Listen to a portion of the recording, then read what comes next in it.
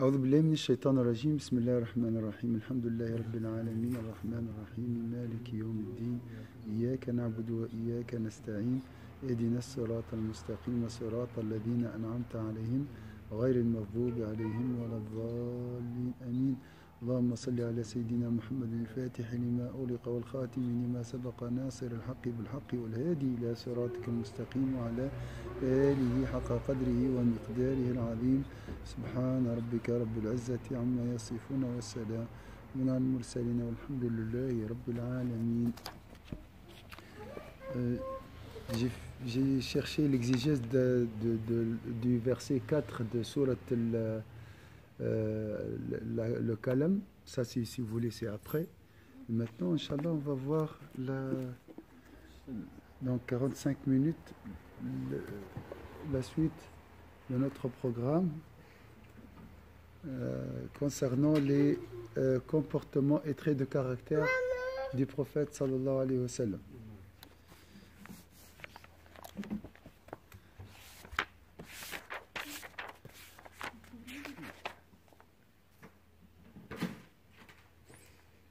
Donc on a vu un beau passage hier, l'autre fois.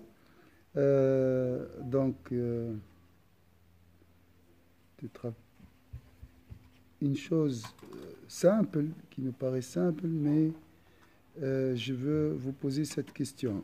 Comment Sayyidina Ali, pourquoi il dit il devrait se hâter d'agir noblement? Car les bonnes actions indiquent la voie du salut.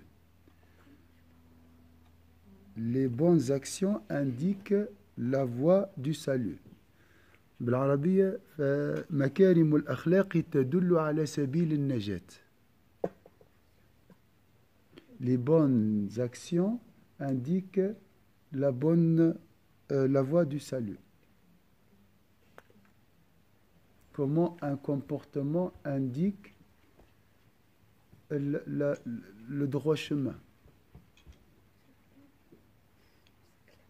Comment? C'est juste, c'est simple.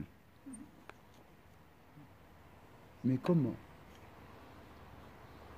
De là l'importance de l'éthique ou bien des vertus. Si on arrive à voir la relation entre les vertus et la réalité, la vérité.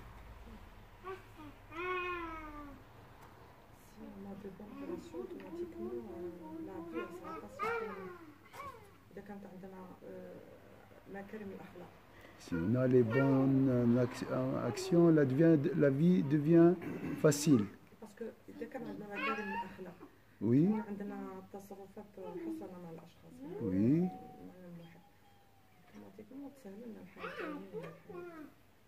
Mais ici, il parle, c'est vrai, ça c'est clair. Si tu as un bon comportement, tu trouveras la vie plus facile. Des fois, le contraire aussi. Il y aura... Bon, si tu atteins le degré des pieux, tu seras accepté partout. Ça, c'est... Mais peut-être... Mais quand même, le prophète, il avait des ennemis. Hein? Et beaucoup de facilité, pas de tristesse, pas de peur. Bien sûr, si tu as la bonne éthique. Oui. Faire ce que on aime Allah, Allah aime le bien, je fais ce que aime Allah. C'est pour ça que je trouve le droit chemin. D'accord. Qui peut trouver le lien entre les bonnes actions et voir la voie? C'est qui montre la voie? C'est Allah. Et il nous demande de quoi pour qu'on fasse ça? Oui. Donc si je fais les salihat, il va m'indiquer sirat mustaqim. Oui. Le Oui. la C'est juste, donc c'est lui qui donne ça. L'éthique, c'est le fruit de ce travail, hein, ce travail, amilou, hein, œuvrer. الهداية على قدر الاجتهاد والصدق. كلما صدقنا في تقرب تقرب إلى الله كلما كانت الهداية.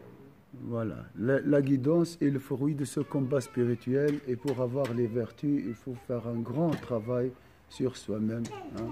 L'orgueil, la colère, toutes les maladies du cœur, il faut les maîtriser pour voir le chemin. Mais parfois, les personnes font des bonnes actions, mais elles ne sont pas conscientes des vertus que ces actions apportent. Et moi, je dis que Allah, elle aime ceux qui sont serviables aux autres, en faisant des bonnes actions, en présentant aux autres, sans rien attendre. Donc, lui, il a promis la guidance. Voilà, exactement. Et c'est automatique aussi parce que ton cœur il devient pur grâce à ces efforts et le retour aussi de ces bonnes œuvres. Ton cœur il devient vide de tout ce qui est maladie et vice. Ouais. Donc une expression très simple mais très profonde. فقال له رجل أسمعته من رسول الله صلى الله عليه وسلم فقال نعم وما هو خير منه لما أتي بسبايا طيء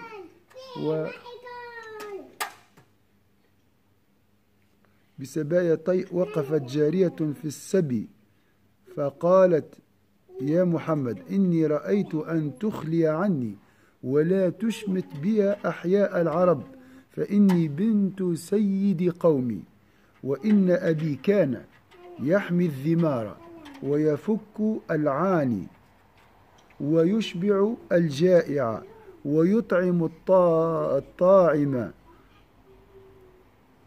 يعني المطعوم ويفشي السلام ولم يرد طالب حاجة قط أنا ابنة حاتم الطائي فقال صلى الله عليه وسلم يا جارية هذه صفة المؤمنين حقا لو كان أبوك مسلما لترحمنا عليه خلوا عنها فإن أباها كان يحب مكارم الأخلاق يعني حتى في الدنيا وجدت الحرية بسبب حسن الأخلاق وإن الله يحب مكارم الأخلاق فقال أبو بردة ابن نيار فقال يا رسول الله الله يحب مكارم الأخلاق فقال والذي نفسي بيده لا يدخل أو لا يدخل الجنة إلا حسن الأخلاق وعن معاذ بن جبل عن النبي صلى الله عليه وسلم قال إن الله حف الإسلام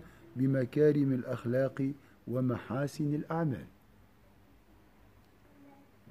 فرق هنا بين محاسن الأخلاق ومحاسن الأعمال لا لم يدرك مسيح الإسلام. كان مسيحيا هو لم يدرك الإسلام شيخ الله. لا هو لم يدرك الإسلام. Quelqu'un lui demanda, as-tu entendu ces propos de la bouche de l'envoyé de Dieu? Il répondit, oui, et ce qui est encore meilleur que cela. Lorsqu'on ramena les prisonnières de Taï, une jeune captive se leva au milieu d'eux et dit, ô Sayyidina Muhammad, puisses-tu me libérer et éviter que les tribus arabes se réjouissent de mon malheur? Je suis la fille du Seigneur de mon peuple, ma tribu. Mon père protégeait les familles, libérait les captifs, nourrissait les affamés, distribuait la nourriture, saluait les gens et n'a jamais renvoyé une personne les mains vides. Je suis la fille de Hatim al-Ta'i. Il est très connu, c'est une légende de générosité. Donc il attendait les passagers, il invitait les passagers la nuit pour manger. Il n'a rien gardé pour lui. Une fois il n'avait rien, il a même hésité à égorger son cheval et le donner en aumône. Hein? Donc il est très connu, c'était une légende dans la langue arabe, dans la culture arabe. Même avant l'islam, ça c'est avant l'islam, c'était chrétien, c'est un arabe chrétien. Taï, c'est une tribu chrétienne, avant l'islam. Hein? Le prophète sallallahu alayhi wa sallam lui dit, ô jeune fille, c'est vraiment là une qualité propre aux croyants. Vous voyez, tout ce qu'on a mentionné, ça c'est la qualité des croyants. Si ton père avait été musulman, nous aurions invoqué la miséricorde divine sur lui. Libéré là, son père aimait les nobles traits de caractère et Dieu aime les nobles traits de caractère. Son père aimait les nobles traits de caractère et Dieu aime les nobles traits de caractère. Abu Burda ibn Nayyar dit alors, ô envoyé de Dieu, Dieu aimerait-il les nobles traits de caractère? Il lui répondit, par Dieu, celui qui tient mon âme par celui qui tient mon âme en sa main, seul celui qui a un bon caractère entrera au paradis. C'est encore plus important. Par celui qui tient mon âme en sa main, seul celui qui a un bon caractère entrera au paradis.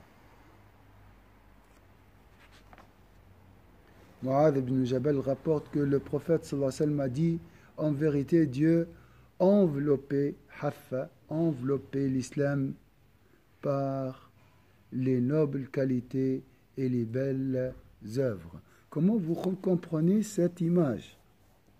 L'islam est enveloppé, entouré par les nobles qualités et les belles œuvres. C'est quoi l'islam? C'est quoi les nobles caractères? Quelle est la place des nobles caractères dans l'islam? La croyance, l'ihsan. Est-ce que c'est la parure ou bien la base? Ou tammim makarim al-akhlaq. Est-ce que c'est négligeable ou c'est important? Mais ici, il a dit enveloppé. Ça reste auxiliaire. C'est comme l'écorce, non? Non, c'est le fruit de la foi. C'est le fruit de la foi. Donc, si le la foi fruit... est composée par la patience et par la gratitude. Et les fruits de la patience et de la gratitude, c'est les bonnes éthiques, les bons comportements. Donc, sans les vertus, il n'y aura pas un bon comportement. Quand on enveloppe quelque chose, c'est pour la protéger. Quand on enveloppe quelque chose, c'est Oui. pour protéger cette chose. Donc, Makarim al-Akhlaq, il protège l'image de l'islam. C'est une protection. Ça reste toujours... C'est important la protection. C'est bien la Si protection. je fais des bonnes œuvres et je les présente mal, Oui, d'accord. c'est comme on a vu un exemple comme ça, la parure. Je ne me rappelle plus, on parlait de quoi, mais il y avait une parabole comme ça. Ah oui, c'est juste. Et tous les éléments sont très importants. Oui. Le pudeur, c'est la parure, j'en ai vu, je crois. كان الرسول صلى الله عليه وسلم يدعو بحسن الخلق Oui. والأخلاق. Oui.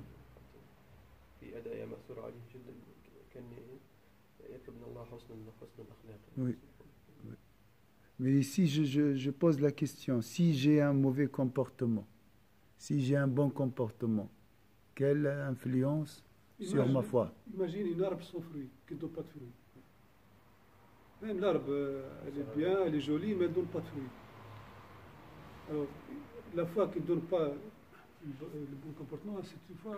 Parce que dans l'esprit de mimétisme qu'on a hérité de l'islam, ça reste toujours auxiliaire. Le plus important, c'est la prière, les piliers de l'islam.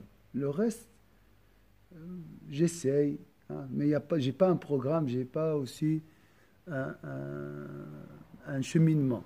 Voilà, c'est selon le temps, selon la possibilité. Wallahu a'lam. Alors, c'est juste la question. Donc, Hafa ici, enveloppé, hein, entouré aussi. Hafa, c'est le contour aussi dans la langue arabe. ومن ذلك حسن المعاشرة وكرم الصنيعة ولين الجانب وبذل المعروف وإطعام الطعام وإفشاء السلام وعيادة المريض المسلم برا كان أو فاجرا وتشييع جنازة المسلم وحسن الجوار لمن جاورت مسلما كان أو كافرا وتوقير ذي الشيبة المسلم وإجابة الطعام والدعاء عليه والعفو والإصلاح بين الناس والجود والكرم والسماحة والابتداء بالسلام وكظم الغيظ والعفو عن الناس واجتناب ما حرمه الإسلام من اللهو والباطل والغناء والمعازف كلها وكل ذي وتر. رأينا مسألة الموسيقى في كتاب خاص، هنا التحريم بمعنى كل المعازف الداعية لمجالس اللهو المحرمة. رأينا هذا في كتاب خاص خصصه.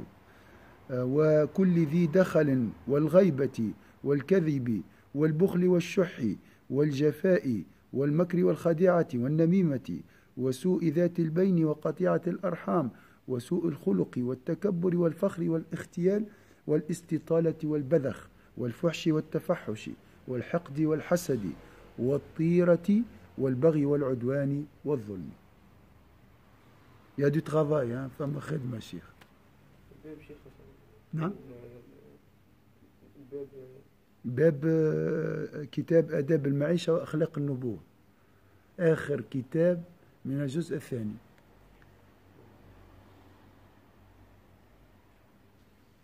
Parmi ces qualités, il y a le fait d'être de bonne compagnie,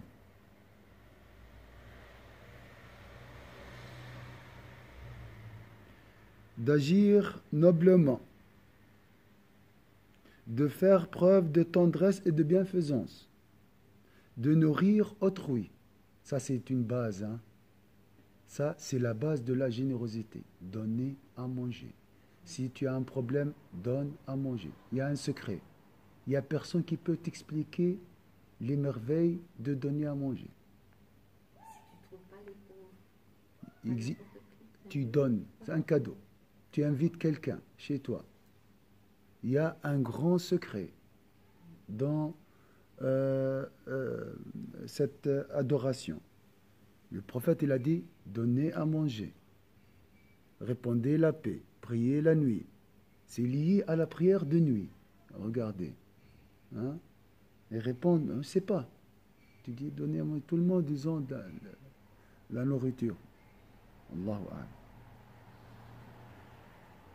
De nourrir autrui, de saluer, de rendre visite aux musulmans malades, notre sœur Faustina, il ne faut pas l'oublier, de rendre visite aux musulmans malades, fussent-ils pieux et ou pervers, subhanallah, même les pervers, d'assister aux funérailles des musulmans.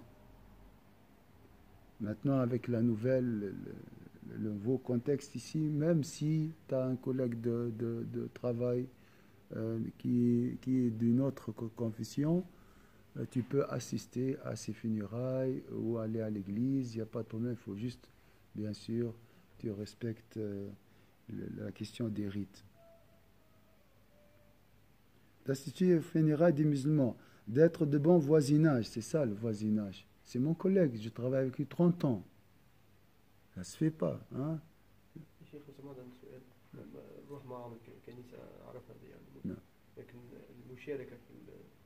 Non, sans participer. Bien sûr, ça c'est...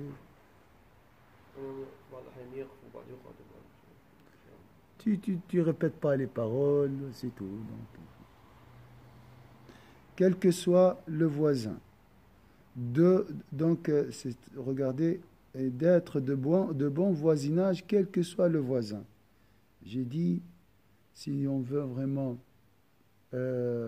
changer l'image de l'islam, tu invites ou bien tu offres à manger à 3 de tes voisins. J'ai oublié dans le sermon de dire, si tu dis la famille, telle famille, vous aime. C'est comme ça, tout court. Hein? Ça sera magnifique. D'être bon voisinage, quel que soit le voisin. D'honorer les musulmans âgés. De répondre aux invitations à manger et d'inviter autrui. Vous voyez, donner à manger, inviter, répondre aussi. Si quelqu'un t'invite, il faut répondre. Hein? Il y a des secrets ici, Allahu Akbar. De pardonner et de réconcilier les gens, d'être généreux, noble de caractère et tolérant, d'être le premier à saluer. de réprimer sa colère, d'étendre son indulgence à autrui, de se tenir à l'écart de ce que l'islam interdit en matière de divertissement, de vanité, de chant et de tous les instruments de musique. Voilà, là on a détaillé, il a détaillé le Ghazali son avis dans le livre L'audition spirituelle et l'extase. Hein. Il a parlé, là quand on parle d'instruments de musique utilisés dans le haram et dans les d'une manière qui nous rappelle les péchés.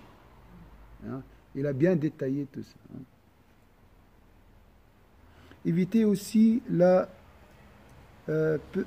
persécution, l'astuce, l'astuce, l'autre fois on est, parce que après le kadhib, L'astuce, c'est le moyen. oui,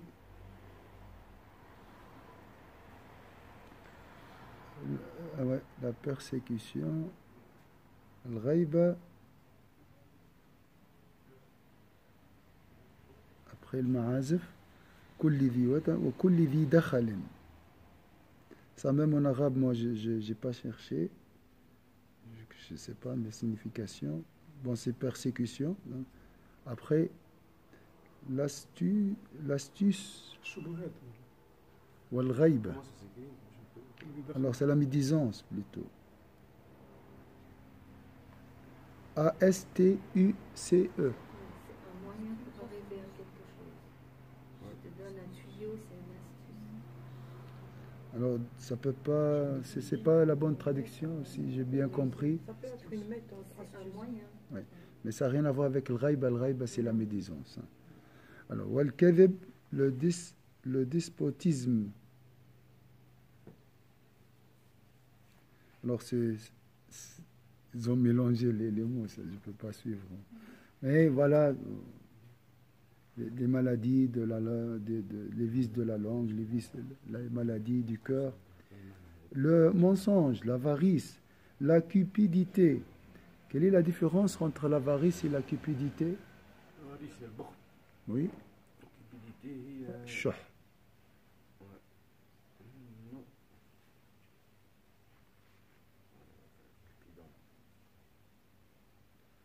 Ça veut dire quoi la cupidité? Ça n'a rien à voir. C'est autre chose, la cupidité, c'est aller de l'avant, oser. Non. Cupidité, c'est ne voir que l'intérêt par exemple, financier dans ce que tu peux obtenir, alors que l'avarice, c'est garder ce que tu as. Exact. Ah, amasser. On va dire, et Ouais, le d'accord. fait de garder. Mais c'est juste. Après, Ouais. je sais pas,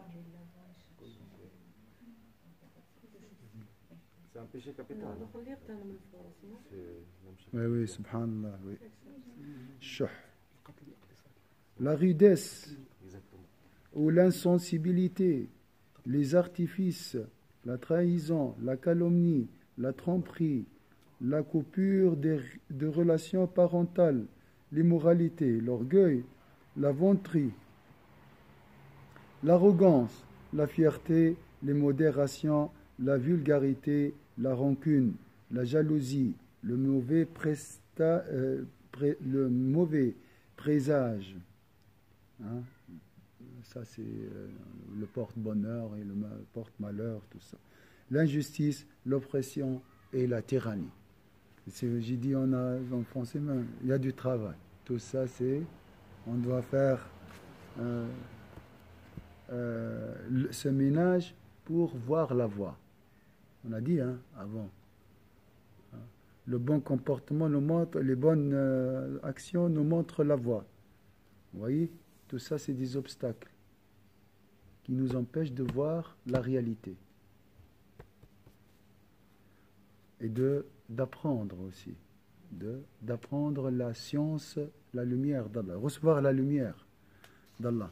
وقال أنس رضي الله عنه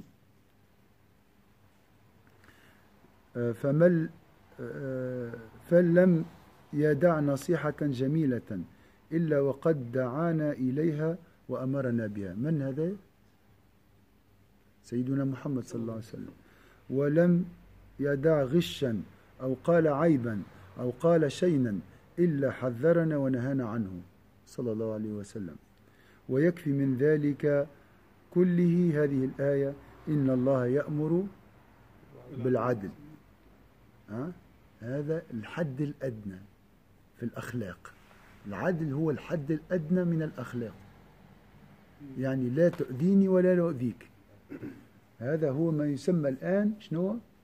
الاحترام المتبادل. هنا العدل الشيخ بمعنى عدل عنه، مش العدل هو الجستيس. وطبعا هو عدل عن المنكر، فبالتالي وقع هذا الاحترام، الإنصاف، أن أعدل عن ظلمك.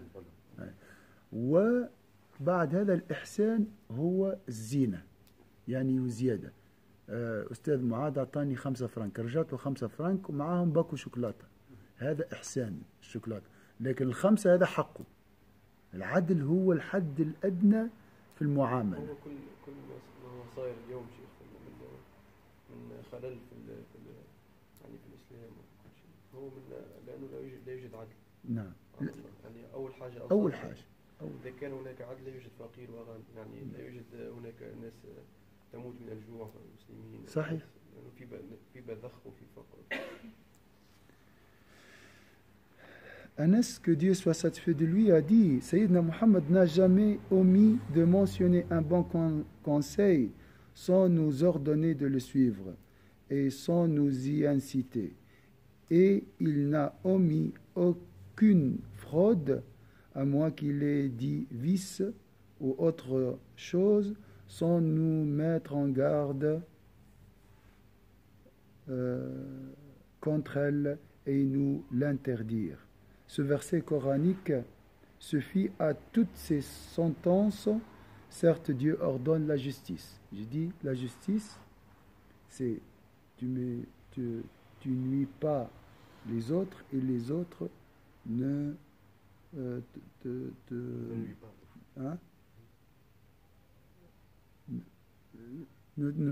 te font pas du tort. Voilà.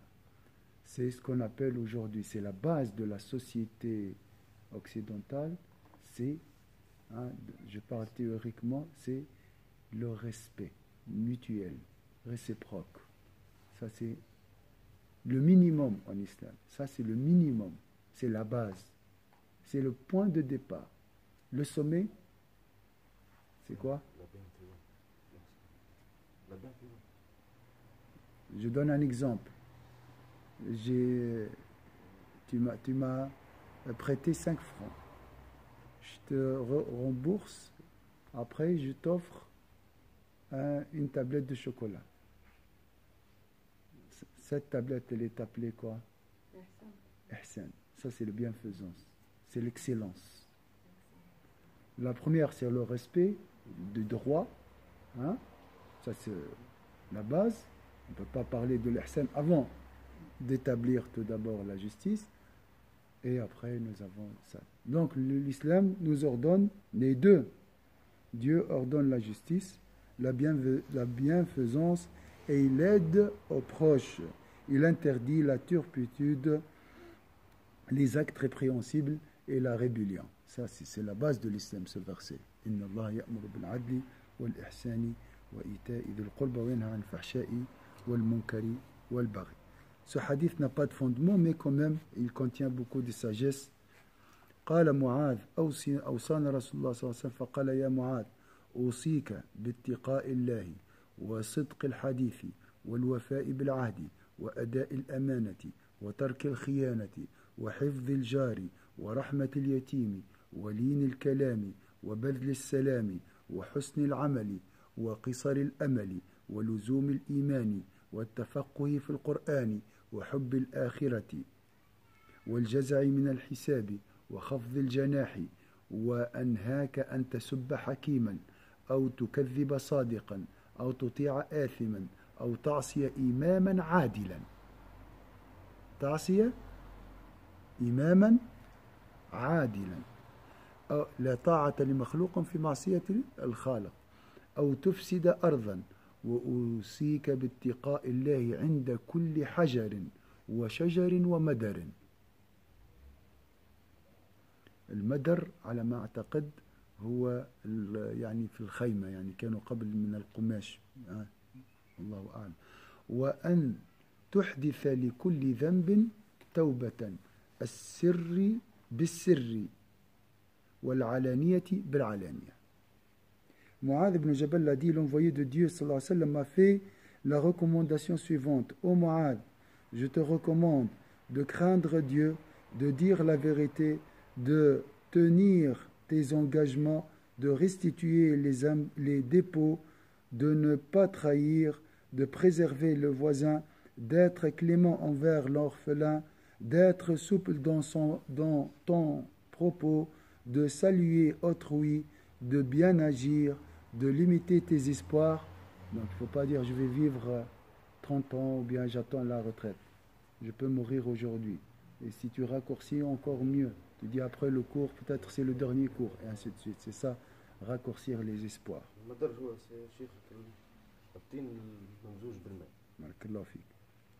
De limiter tes espoirs, de t'attacher à la foi, d'étudier le Coran, d'aimer l'autre monde, de redouter le jugement dernier et d'être humble. Je t'interdis d'insulter un sage, d'accuser un homme honnête de mensonge, d'obéir aux pécheurs, de désobéir à un imam juste, attention ici, un imam juste, la condition, et de semer le désordre sur terre, respecter la nature. Je te recommande aussi, il y a l'éthique écologique, écologiste, concernant la nature, de désobéir à un imam juste, de semer le désordre sur terre.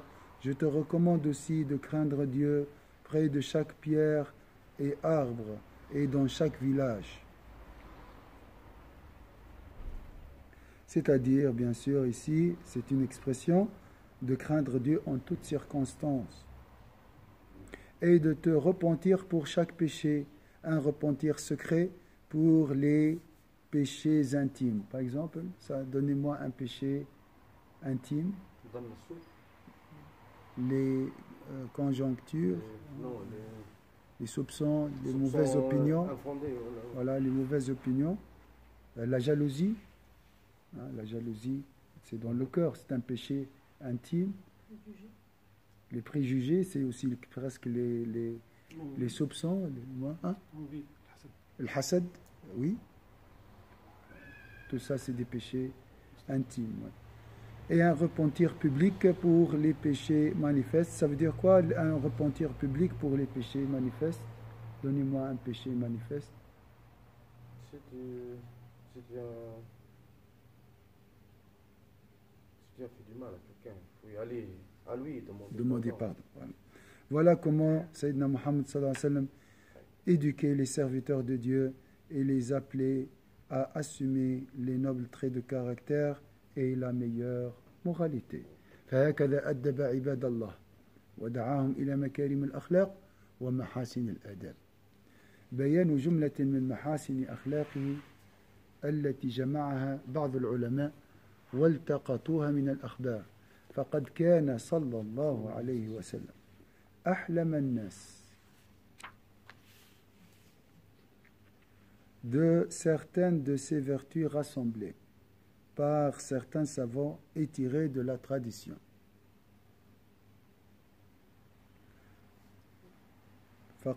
Il a dit, le prophète sallallahu alayhi wa sallam était l'homme le plus magnanime. Ça veut dire quoi le magnanime? Hein? Très très grand, majestueux. Pourquoi il a atteint cette grandeur? Comment il a atteint cette grandeur? Parce que dans la langue arabe, c'est plus pointu. Là, un peu plus. Hein? En français, magnanime, Ça veut dire majestueux. Majestueux, glorieux, noble, oui. Alors, oui. Hein? Oui, il trouve des excuses pour les autres. Ahlam al-nas, le pardon. Bien sûr, tu ne peux pas pardonner avant de chercher les excuses pour les autres. Hein? Essayer de comprendre pourquoi il a fait ça. C'est ce qu'on appelle l'empathie. Hein? Donc dans le mot magnanime, la grandeur, c'est donc le grand, celui qui pardonne. C'est ça en islam. C'est bien, elle est belle la traduction, mais c'est le pardon. Et c'est le pardon extrême. Le hilm, c'est vraiment, je pardonne lorsque je peux me venger. Attention, je peux me venger et je pardonne. Quand je suis puissant.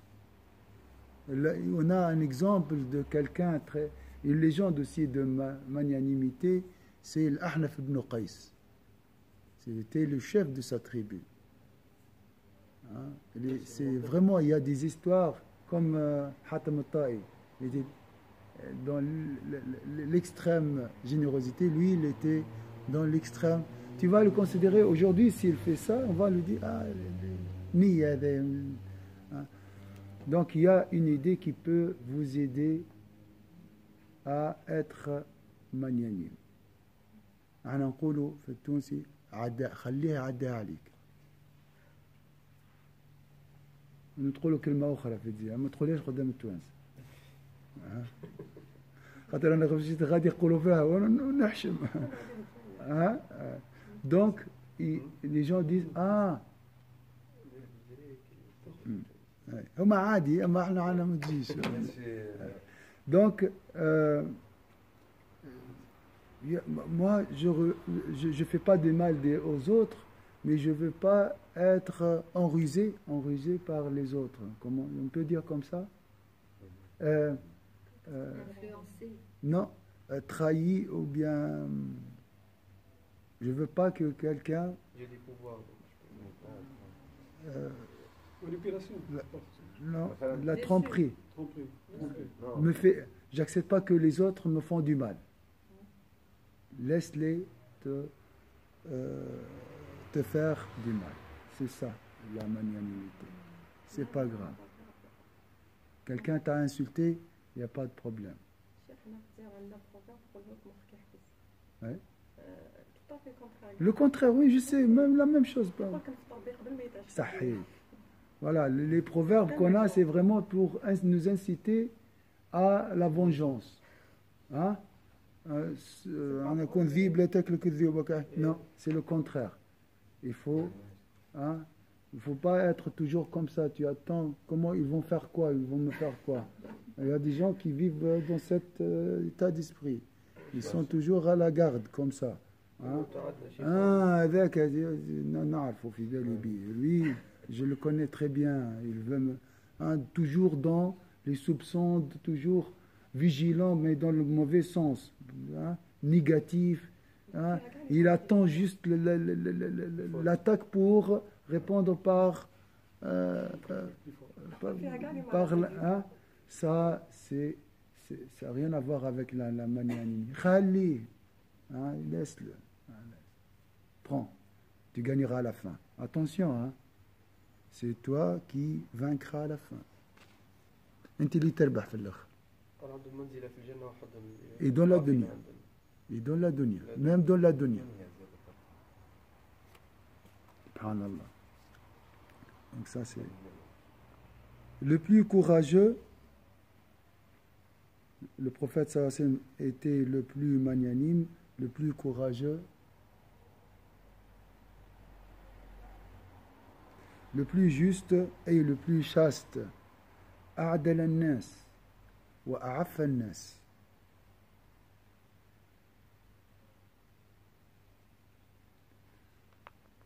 لم تمس يده قط يد امرأة لا يملك رقها أو عصمة نكاحها أو تكون ذات محرم منه.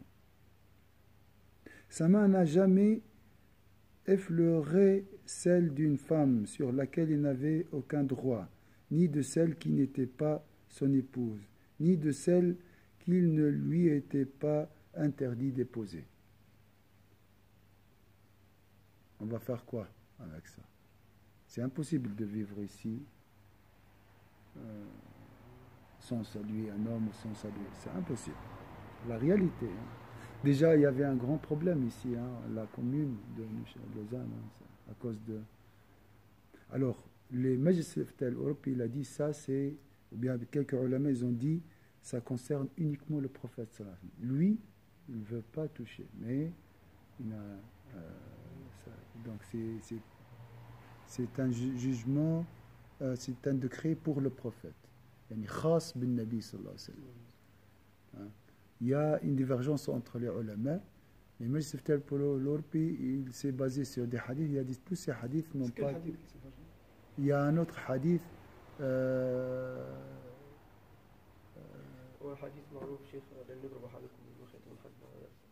خير من أن يمس ici dans مقدمة الجماع. C'est l'introduction. Donc ils ont interprété comme ça ou bien. Donc il y a beaucoup de détails. Mais... وكان أسخى الناس.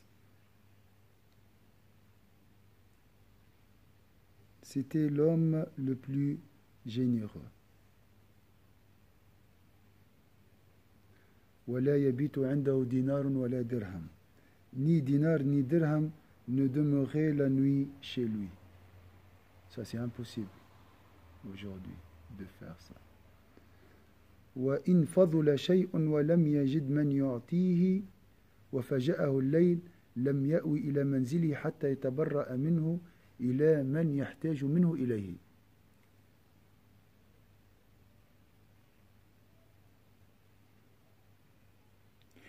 S'il en restait et qu'il ne trouvait personne à qui le donner, il ne rentrait pas chez lui le soir avant de l'avoir remis à qui en avoir besoin.